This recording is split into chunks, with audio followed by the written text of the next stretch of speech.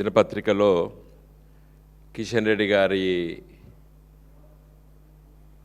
Press meeting ప్రముఖంగా రావడం జరిగింది. నేను ప్రాణహిత చెవెళ్ళ ప్రాజెక్టు తుమ్మడిహట్టి దగ్గర నిర్మించవలసినటువంటి ప్రాజెక్టుకి నేను అడ్డుపడితే నేను రాజీనామా చేస్తానని చెప్పి వారు స్టేట్మెంట్ ఇచ్చారు. అంతా స్టేట్మెంట్ ఇవ్వాల్సినటువంటి అవసరం లేదు కిషన్ రెడ్డి గారికి. ఎందుకంటే ఇది రేవంత్ రెడ్డి గారు ఆడుతున్న నాటకం. అసలు తుమ్మడిహట్టి ప్రాజెక్టు నిర్మాణము గురించేలి మొదటి దశలో ఆలోచించింది వైఎస్ రాజశేఖర రెడ్డి గారు. వైఎస్ రాజశేఖర రెడ్డి గారు ప్రాణహిత చెవెళ్ళ ప్రాజెక్టు తుమ్మడిహట్టి దగ్గర బ్యారేజ్ నిర్మించి ప్రాణహిత పైన తీసుకొచ్చేసి ఎల్లంపల్లి శ్రీపాద ప్రాజెక్టులో వేసి అక్కడ నుండి మిడ్మానేరు తర్వాత మిగతా చెవెళ్ళ దాకా తీసుకొస్తానని చెప్పి వారు ఆలోచన చేసిండ్రు. దానిపైన డిపిఆర్లు తర్వాత 2009 ఎన్నికల ముందు 10 దిక్కుల శంకుస్థాపనలు ఇవన్నీ రాజశేఖర రెడ్డి గారు చేసిండ్రు. సరే, తర్వాత మళ్ళీ కాంగ్రెస్ ప్రభుత్వం వచ్చింది. కాంగ్రెస్ ప్రభుత్వం వచ్చిన తర్వాత ఈ అనుమతుల కోసం అటు ఇటు తిరుగుడు మొదలుపెట్టిండ్రు ఈ కాంగ్రెస్ వాళ్ళు మంత్రులు. తిరిగే సందర్భంలో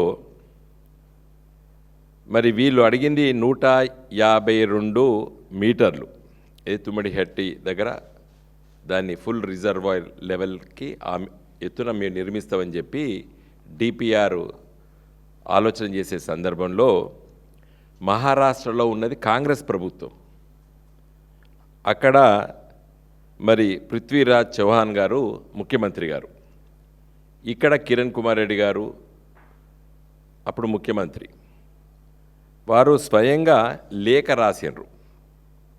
పృథ్వీరాజ్ చౌహాన్ గారు 15 అక్టోబర్ 2013లో లెటర్ రాసిండు. ఏం రాసిండు? ఈ ప్రాజెక్టును మీరు ఆలోచన చేసి నిర్మిస్తున్నారు, దీంట్లో 152 మీటర్ల ఫుల్ రిజర్వాయర్ లెవెల్లో నిర్మిస్తే దాదాపు మా గ్రామాలు 22 గ్రామాలు మునుగుతాయి. చంద్రాపూర్లో 8 గ్రామాలు గడిచొరిలో దాదాపు 2000 పైచిలుకు హెక్టార్ల భూమి మునిగిపోతుంది. ఎట్టి పరిస్థితుల్లో మేము అనుమతి ఇవ్వము అని చెబుతూ మీరు ఈ హైట్ మీద 152 మీటర్ల హైట్తోని తుమ్మడిహట్టి దగ్గర మీరు టెండర్లు పిలుస్తున్నారు, కాంట్రాక్ట్లు ఇస్తున్నారు, అనుమతులు లేకున్నా మీరు పనులు చేస్తున్నారు. కాబట్టి ఈ పనులన్నిటి కూడా ఆపండి. మేము ఎట్టి పరిస్థితుల్లో 152 మీటర్ల ఎత్తున నిర్మించడానికి పర్మిషన్ ఇవ్వము అని చెప్పింది మహారాష్ట్రలో ఉన్నటువంటి కాంగ్రెస్ ప్రభుత్వం.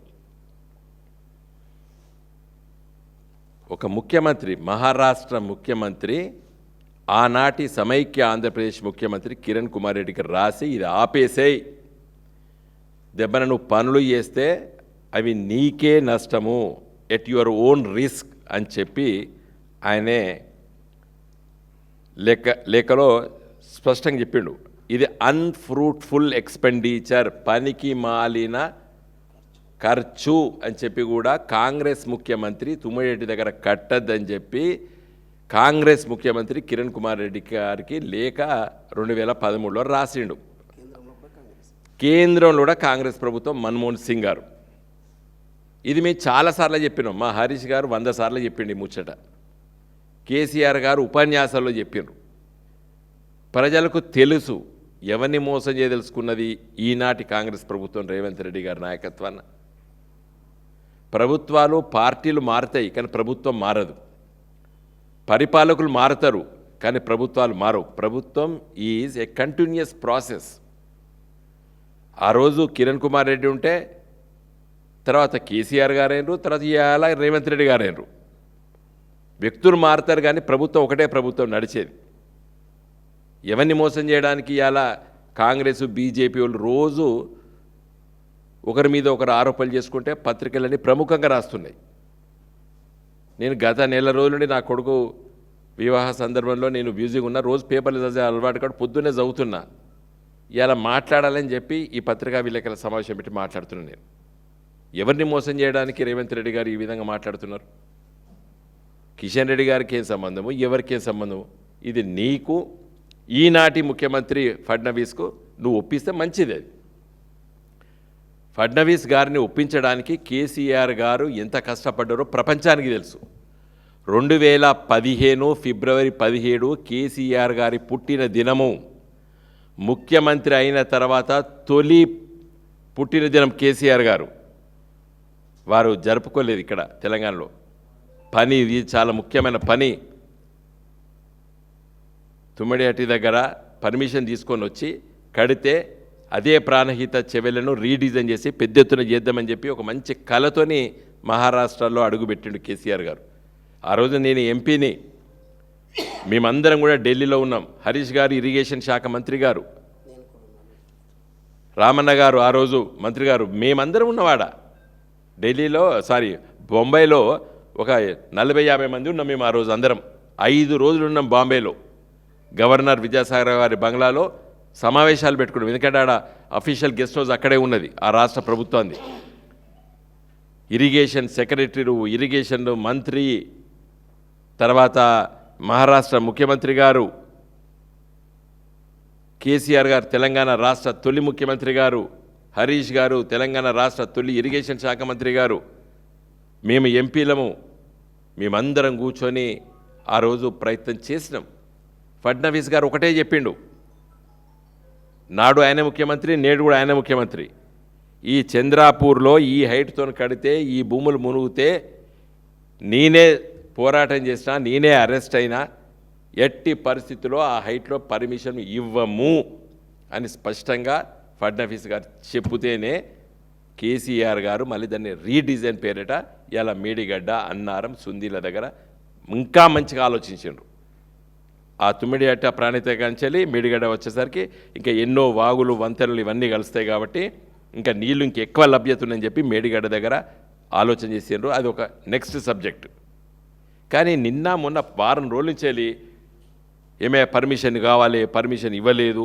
మళ్ళీ ఇలా బీజేపీ రామచంద్రరావు గారు నిన్న ఏం మాట్లాడతాడనే, అసలు ఈ రేవంత్ రెడ్డి గారు పర్మిషన్ కోసం లేఖనే రాయలేదు ఫడ్నవీస్ గారు అని అదొక వార్త. ఇక ప్రజలు పిచ్చోళ్ళమా మేము రోజు ఈ అబద్ధాలు మాట్లాడుకుంటా అంటే వినడానికి? What is this? ఓ విధంగా న్యూసెన్స్ ఇది. ఒక బాధ్యతాయుతమైనటువంటి ముఖ్యమంత్రి గారు, you can choose friends but not the neighbours అని ఇంగ్లీష్లో సామెత ఉన్నది. మహారాష్ట్ర ఎల్లకాలం నీబరే. అది భూమి ఉన్నంత కాలం, భూలోకం ఉన్నంత కాలం తెలంగాణ పక్కకు మహారాష్ట్ర ఉంటుంది. అక్కడ ఎట్లా సామరస్యంగా ఆలోచించాలి. ఘర్షణపూరితంగా ఎట్లా పోతాడు రేవంత్ రెడ్డి గారు?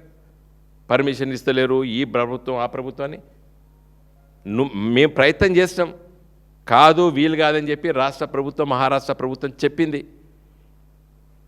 దానికంటే ముందు మీ పార్టీ కాంగ్రెస్ ముఖ్యమంత్రి 2013లో చెప్పిండు, ఎట్టి పరిస్థితిలో 152 మీటర్లతో కట్టడానికి వీలు లేదు, ఇన్ని గ్రామాలు మునుగుతాయి, నువ్వు ప్రాణహిత చెవెళ్ళ టెండర్లు పిలుస్తున్నావు, అది అన్ఫ్రూట్ఫుల్ ఎక్స్పెండిచర్ అని రాసిండు ఇక్కడ. ఆ డబ్బు వృధా అవుతుంది అని చెప్పి కిరణ్ కుమార్ రెడ్డి గారికి లేఖ రాసిండు. దయచేసి పత్రికా మిత్రులు, మీకు అందరికి తెలుసు, చాలా సందర్భాలు మీకు చెప్పిన కొత్త విషయం కాదు, కానీ ఇది ఒక్కటి రేపు ప్రింట్ చేయండి పేపర్లలో. దయచేసి ప్రజలకు అర్థమవుతుంది కదా. తుమ్మడిహట్టిని మొదటిగా వ్యతిరేకించింది కాంగ్రెస్ ప్రభుత్వం, మహారాష్ట్ర కాంగ్రెస్ ప్రభుత్వం, ఢిల్లీలో సోనియమ్మ ప్రభుత్వం, మన్మోహన్ సింగ్ గారు. రోజు ఇదేంది, ఒక టైం అడుగుతాడు, టైం ఇస్తలేడు, నేనెవరు టైం తీసుకోవడానికి మన కిషన్ రెడ్డి గారు, అసలు ఈయన లేఖనే పెట్టలేదని చెప్పి రామచంద్రరావు గారు. పోయిన ఏడాది జూన్ మాసంలో బండి సంజయ్ గారు నేను 2 మాసాల్లో తీసుకొస్తా పర్మిషన్ అని చెప్తే, నేను ఇదే పత్రికా విలేకరుల సమావేశంలో 2 నెలలు కాదు 6 నెలలు టైం ఇస్తానా, ఏడాది అయింది, నేను ఏడాది నుంచి మాట్లాడలేదు. బండి సంజయ్ పర్మిషన్ పట్టుకొస్తాను, ఎందుకు పట్టుకొస్తలేమని కూడా అడగలేదు నేను, ఎందుకంటే ఆ పర్మిషన్ పట్టుక రాడు అని నాకు తెలుసు. నేను ఇవాళ కూడా మాట్లాడకపోదును, కేవలము రామచంద్రరావు గారు, ఈయన రేవంత్ రెడ్డి గారు పర్మిషన్ పెట్టలేదని ఆయన అనడం, కిషన్ రెడ్డి గారిని రాజీనామా చేస్తే అని వారు అనడం, ఇవన్నీ ఎందుకు? మళ్ళీ చివరిగా చెప్తున్నా, రేవంత్ రెడ్డి గారికి మేడిగడ్డనే దిక్కు. మళ్ళీ చెప్తున్నాను, కాళేశ్వరం ప్రాజెక్టే ఇట్ ఈస్ ఇన్ఎవిటబుల్. కేసీఆర్ గారి నాయకత్వాన ఆ రోజు మాలాంటి వాళ్ళము ఢిల్లీలో సిడబ్ల్యూసి దగ్గరికి, చాలా సీనియర్ ఇంజనీర్స్ దగ్గరికి డిస్కస్ చేసి చేసి చేసి చేసి చేసి that is the best location అని చెప్పి ఆలోచన చేసి అడగట్టినాం. ఈ కాంగ్రెస్ ప్రభుత్వం 2.5 సంవత్సరాలు వేస్ట్ చేసింది టైం. వర్షాలు పడాలని కోరుకుంటున్నాం. మంచి వర్షపాతం వస్తేనే మన తెలంగాణ ప్రజలు బతుకులు బాగుపడతాయి. ఈ సంవత్సరము మరి కొన్ని భయంకరమైన వార్తలు వస్తున్నాయి, ఎల్ నీనో వస్తుందని చెప్పి, వర్షాలు తక్కువ పడతాయని చెప్పి. అలాంటి విపత్కర పరిస్థితి రాకూడదు. ఏమైనా వస్తే మాత్రము మంచినీళ్ళకు కూడా ఇబ్బంది అవుతుంది హైదరాబాద్ మహానగర ప్రజలకి. మంచినీటికి కూడా మేడిగడ్డ, అన్నారం, సుందిల, ఎల్లంపిల్లి ఇదే ఉండాలి. యాక్చువల్గా ఇప్పుడు నీళ్లు లేవు, ఎక్కడ మిడ్మానేర్లో సుక్క నీళ్ళు లేదు. ఇదే కేసీఆర్ గారి ప్రభుత్వంలో ఈ సమయంలో ఫుల్ రిజర్వాయర్ ఉండే.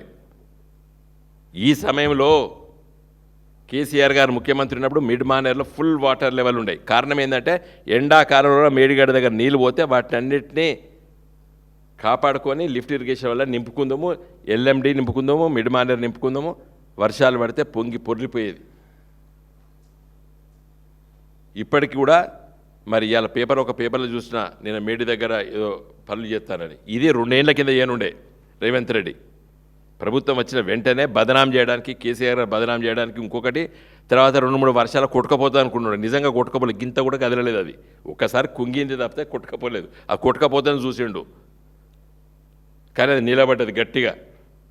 ఇంకా ఇప్పుడు రిపేర్లు పెట్టాడు. ఈ రిపేర్లు ఏదో 2 ఏళ్ల కింద పెట్టనుండే రేవంత్ రెడ్డి గారు. పెడితే ఈ విపత్కర పరిస్థితులు ఏమైనా దురదృష్టవశాలు వస్తే ప్రజలకు ఇబ్బందులు ఉండకపోవు, నాట్లేయడానికి నీళ్లుండు.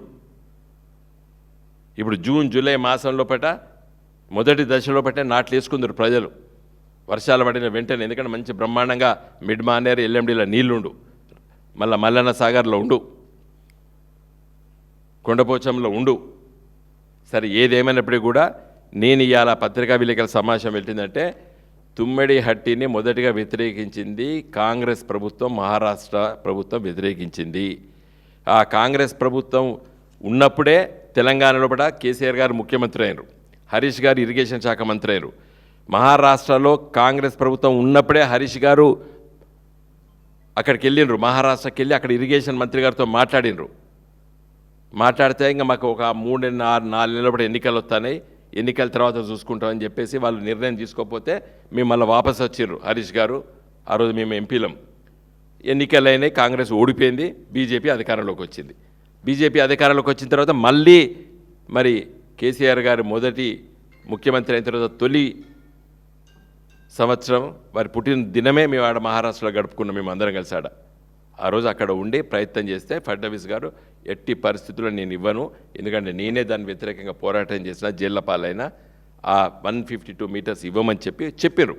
పోనీ నేను కొంచెం అనుకున్న అప్పుడప్పుడు నిర్ణయాలు మారుతాయి కదా, ఈయన ఏమన్నా మళ్ళీ ప్రయత్నం చేస్తుండొచ్చు, వస్తుండొచ్చు, దేవుని మహారాష్ట్ర ప్రభుత్వం పునరాలోచించింది కావచ్చు, 152 కడుతుండొచ్చు, కడితే మంచిదే కదా, ఎవడొద్దంటాడు. కానీ ఇంటర్వ్యూ కూడా దొరుకుతలేదు. అడుగుతలేడు ఈయన. అడిగితే ఆయన ఇయ్యాడు, ఇచ్చిన పని కాదని తెలుసు. ఎందుకు పోతలేడు రేవంత్ రెడ్డి గారు? ఎందుకు అడగలేదు? నిజంగా ఇంటర్వ్యూ అడిగితే ఆయన టైం ఇస్తే పోతే ఫెయిల్ అయిపోతాడు. కేసీఆర్ గారిని బదనాం చేయలేడు కదా, అది తప్పు, అక్కడ రాంగట్టినావు అని రేవంత్ రెడ్డి గారు ఏమడిన కొంతమంది మేధావులు కూడా ఉన్నారు కదా. పట్టుకరాని పర్మిషన్ వచ్చి కట్టండి, ఎవడొద్దంటాడు. కాబట్టి దయచేసి ఇప్పటికైనా పత్రికా మిత్రులు కోరేది ఏంటంటే, ఈ 2013 కాంగ్రెస్ ప్రభుత్వం వ్యతిరేకించింది, మహారాష్ట్ర ప్రభుత్వం ఇవ్వమని స్పష్టంగా చెప్పిండ్రు. డబ్బులు వృధా ఖర్చు, అన్ఫ్రూట్ఫుల్ ఎక్స్పెండిచర్ పెట్టకండి తుమ్మడి హట్టి దగ్గర అని చెప్పి కూడా వాళ్ళ కాంగ్రెస్ ముఖ్యమంత్రి లేఖ రాసిండు. ఈ లేఖ కూడా పత్రికా విలేకరులకు అందరికీ మళ్ళొక్కసారి పంపిస్తాం. మళ్ళొక్కసారి అంటున్నా, ఇదారు మీకు చాలాసార్లు పంపించినాం, మీరు రాసిండ్రు కూడా. మళ్ళొక్కసారి ఈ సమయం, ఎందుకంటే ఒక కేంద్ర మంత్రి, క్యాబినెట్ కేంద్ర మంత్రిని రాజీనామా అంటాడు, చేయనంటాడు. ఒక రామచంద్రరావు గారు అసలు ఈయన ఇంటర్వ్యూ అడగలేదు మన రేవంత్ రెడ్డి గారు అని రామచంద్రరావు గారు బీజేపీ ప్రెసిడెంట్ అంటున్నాడు. రేవంత్ రెడ్డి గారు నాకు ఇంటర్వ్యూ ఇస్తలేడని ఈయనంటాడు. దీంట్లో ఎవడు నిజము ఎవడు అబద్ధం అనేది తెలుస్తలేదు. కాబట్టి దయచేసి ఈ చర్చకు ఫుల్ స్టాప్ పెట్టండి. నువ్వు పోతావా పోవా, పోతే నీకు పర్మిషన్ వస్తుందా రాదా, రాదు అంటే ఇంక ఏం చేయాలో అది ఆలోచించు. ఆ మేడిగడ్డను ఇమ్మీడియట్గా రిపేర్ జై తెలంగాణ.